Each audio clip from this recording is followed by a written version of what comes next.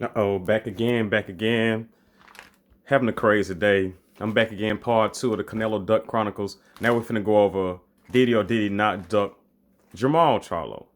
You know what I'm saying? Now, the previous video, I gave out my evidence to why I feel he ducked Demetrius Andrade.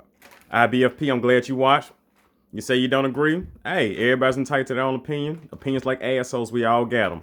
But based on what I saw, I mean, if he fought Liam Smith at 154 for the WBO belt, why couldn't he catch that fade with Demetrius Boo Boo Andrade at that same time?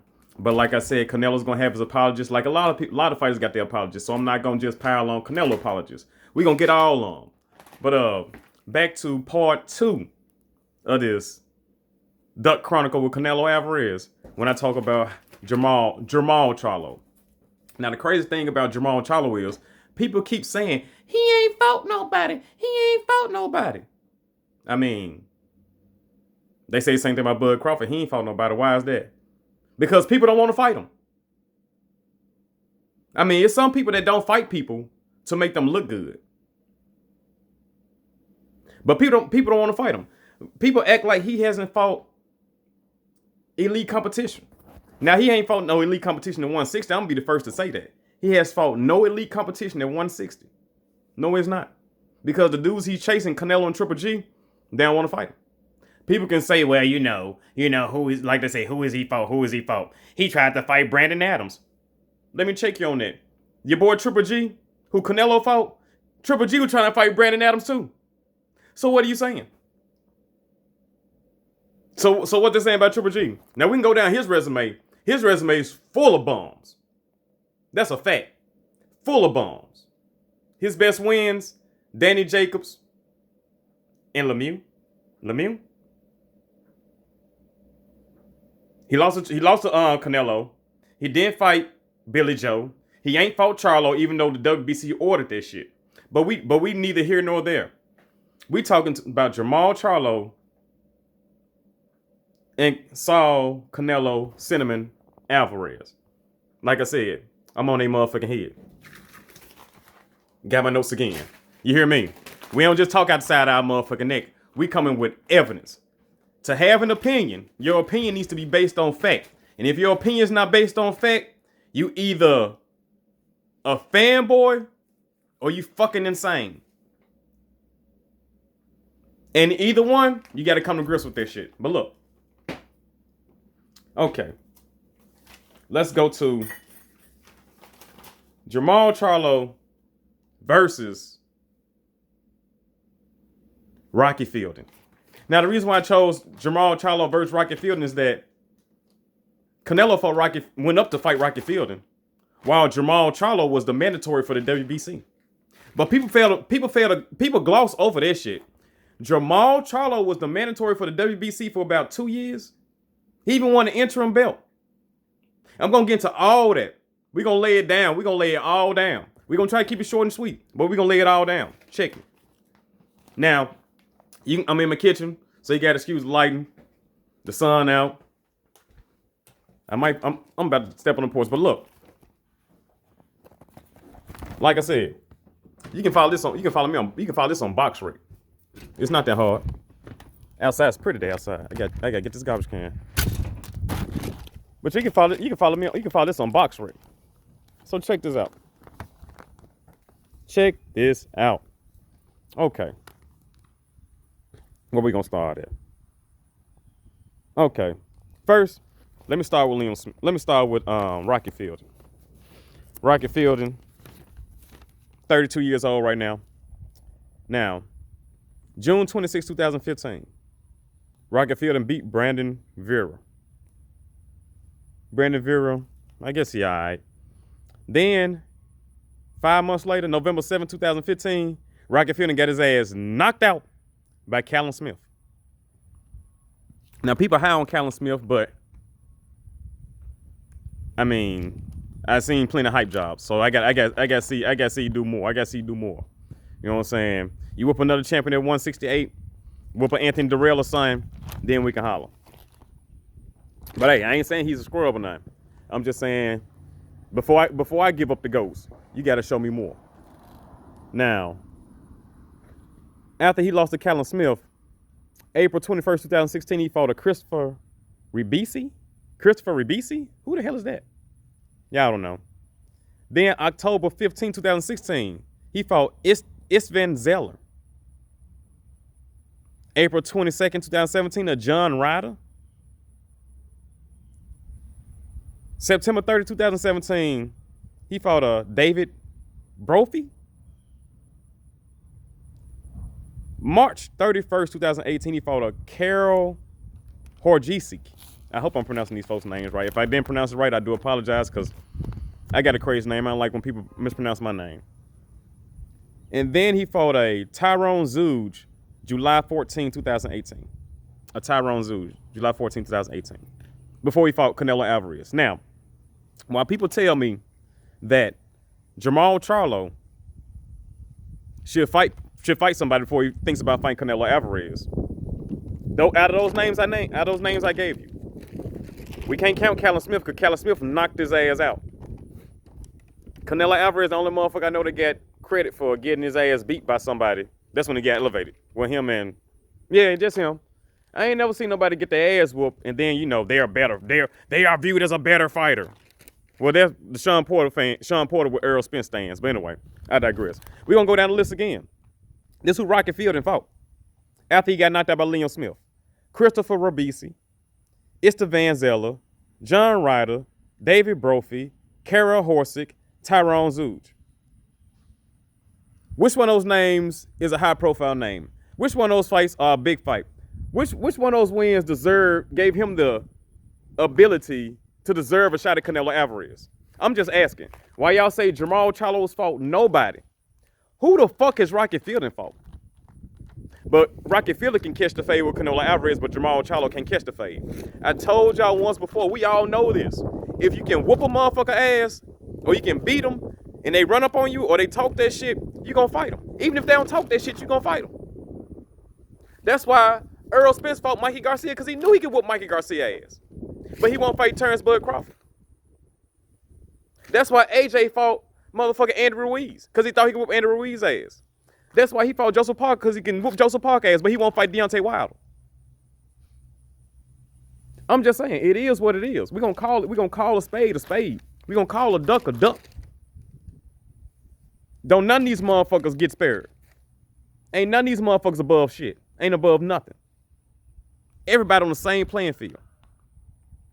So with those names I gave you, once again, not even the hardcore Canelo fans can tell me which one of those fights that Liam Smith won, that Rocky Feilding won. Which one of those fights that Rocky Feilding won that gave him enough clout to fight Canelo Alvarez? I know, right? Stuck. Now let's go with Jermall Charlo. Now he first won the IBF. We're gonna take it back to 154. No, we don't gonna take it back to 154. We're gonna go to 160. We're gonna go to 160. Because they tell me that nothing that he did at 154 counts. But Canelo can fight for the 175 title, and he ain't did nothing at 175. But anyway, we're gonna go to 160 immediately. Just go to 160. Okay. July 29th, 2017. He fought Jorge Sebastian Helen. Nobody. Then, April 21st, 2018, he fought Hugo Centeno Jr. for the interim championship. Now, I'm going to get back to that because that's very important. And then, after April 21st, 2018, after he fought Hugo Centeno Jr., he fought Mete Korbov on December 22nd, 2018. Now, think about the Korbov fight. It was a close fight. I did see it. Korbov was tough on him. He didn't think he was going to be that tough. But my thing about this is why a lot of people say, well, he needs to rematch Korbov. Okay, cool. Why ain't Canelo rematch Austin Trout? A lot of people thought he lost to Austin Trout. Why ain't Canelo running fade back with Erislandy Lara? Like I said, you can't have it one way if it can't be the same way for everybody else. That's that bias shit. That's that fanboy shit. That's that dick riding shit. If you expect this man to run it back with a dude that you believe he lost to, why don't Canelo run it back with the dudes that everybody else believe he lost to? Erislandy Lara, Austin Trout. He didn't want to run those back. Not at all. But I motherfucking digress. Let's get back to it. Let's keep it funky.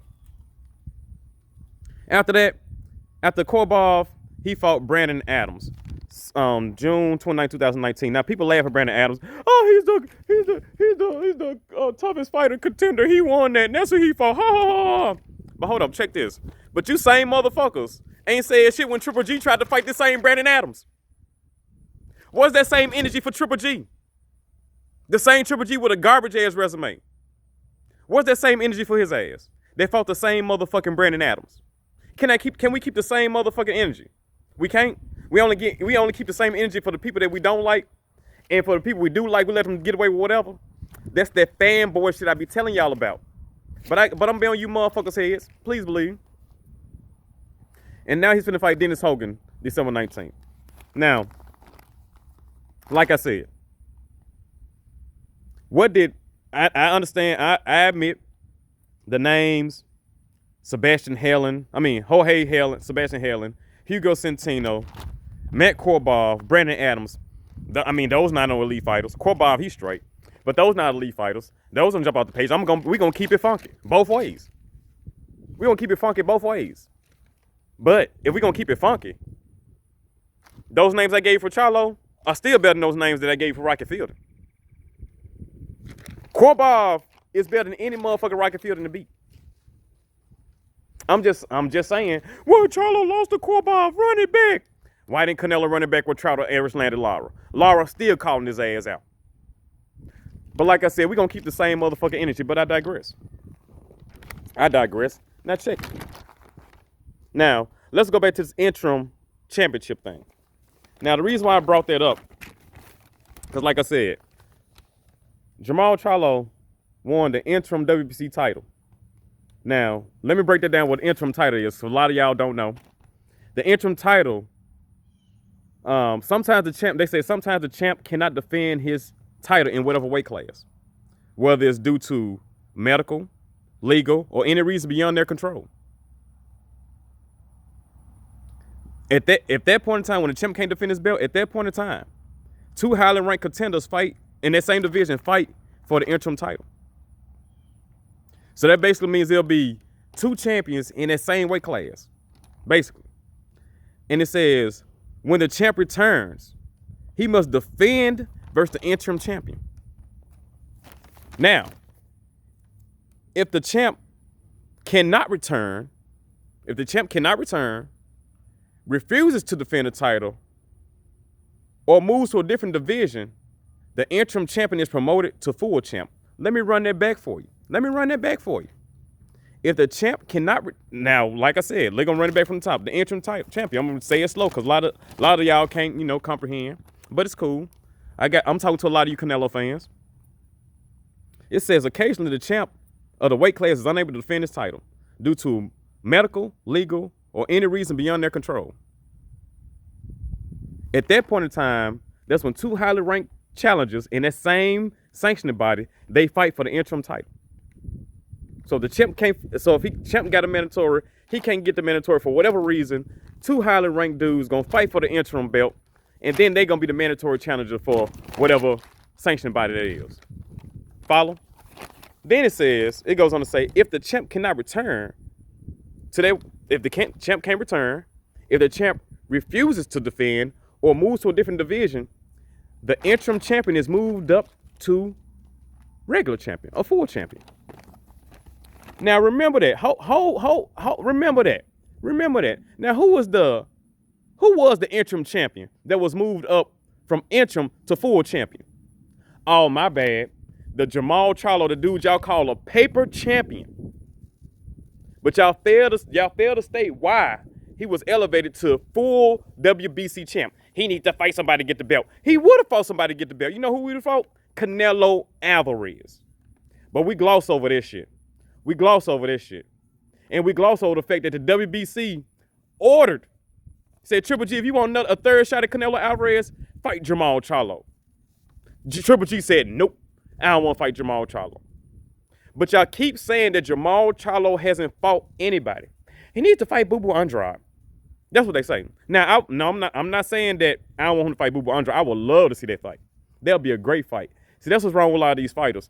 They trying to wait for the motherfucker that's making the most money. This is how you make your money. You say if you try to fight them, but if they don't want to fight you, fuck them. You whoop everybody else motherfucking ass, because that motherfucker gonna have to come to the table with you sooner or later. And when they come to the table with you, then you can tell them, fuck you too. That's how it's done. But I digress. Now we got a little more info. Okay. Now, like I stated, let's see. After Canelo Alvarez beat Triple G, the second time, hold up. The first time they fought, June 16, 2017. That's when he fought Triple G the first time. It was a draw. Now they ordered the rematch. But you know what happened? Do you know what happened? Somebody popped hot. April 18th, 2018, somebody popped hot. It was Canelo. Now he blamed it on the meat. Hey, it's neither here nor there. He popped hot. It's whatever. Now he was suspended for 6 months. So, starting April 18, 2018, he was suspended for 6 months. Now the funny thing is, Jermall Charlo fought Hugo Santino Jr. April 21st, 2018. So after April 4th, 2018, Jermall Charlo was setting himself up because he stepped aside for Canelo Triple G. 1 and 2, because he was promised to be the mandatory for the winner of Canelo Triple G. He was promised this shit. Y'all can go back into the records. Y'all can go back into the files, because he was the #1 ranked mandatory challenger for the WBC title. Because it was a drawing part, and it was a drawing one. He said, you know what, let me step aside again, as long as I get the winner. WBC said, cool, you gonna get the winner. Now, after Cinnamon beat Triple G, he fought Rocky Feilding December 15, 2018. He fought Rocky Feilding. Now, like I said, like I stated, like I've proven, it's proven, Charlo was the mandatory challenger because he was the interim champ for the WBC.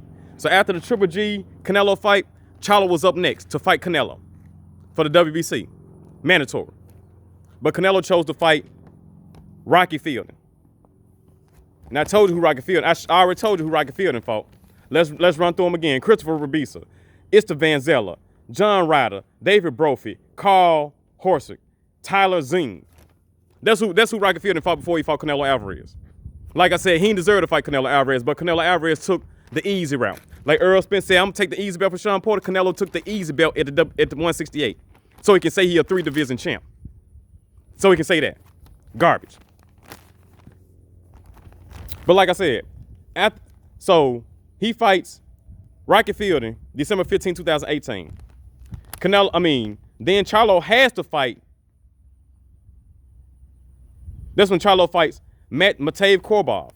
People say, well, before the fight, Korbov ain't nobody. Why he fighting Korbov? Because he can't fight Canelo. And then the WBC ordered Triple G to fight him, but Triple G didn't want to fight. So he had to fight somebody. Like Bud Crawford got to fight the Mean Machine. Why? Because nobody want to fight him. Spence don't want to fight him. Porter don't want to fight him. Nobody at 147 want to fight Bud Crawford. Just like Jermall Charlo had this same issue. And if you can't see that, something's wrong with you. You need to quit fucking watching boxing. You need to quit fucking talking about boxing. You need to put on your motherfucking panties and put on motherfucking those fishnet stockings Oscar De La Hoya had and scream Canelo Alvarez's name because you his bitch. It's a fact. He couldn't fight Canelo. He was the mandatory for Canelo. Canelo chose to fight Rocky Feilding. WBC tried to order Triple G Charlo. Triple G said no.